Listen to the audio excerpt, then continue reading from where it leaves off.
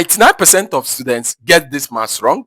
Can you solve it? If you think you can, let's see your answer in the comments.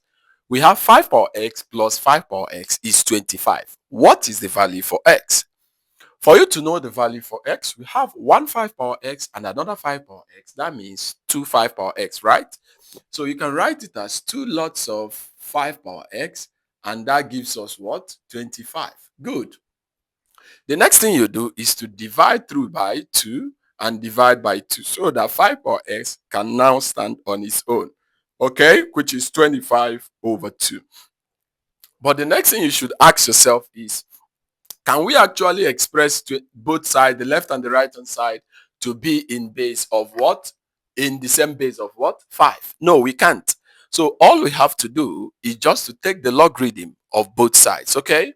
So if I take the logarithm of 5 power x, I should also take the logarithm of 25 over 2. Good. So if you have this now, you see that in logarithm, it allows us to multiply the power to the log, right?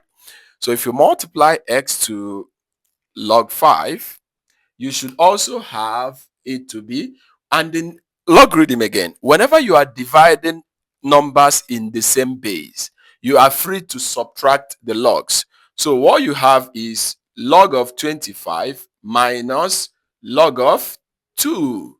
Okay? So at this point, what do?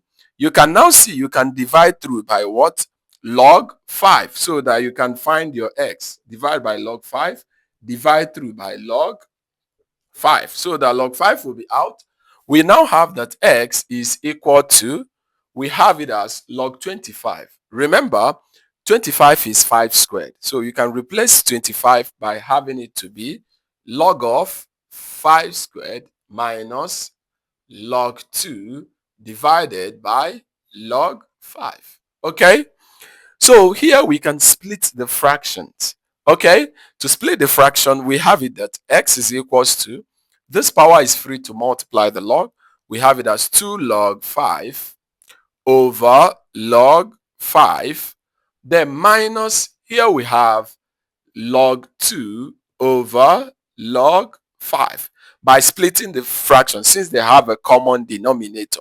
Okay, so the log 5 will be out.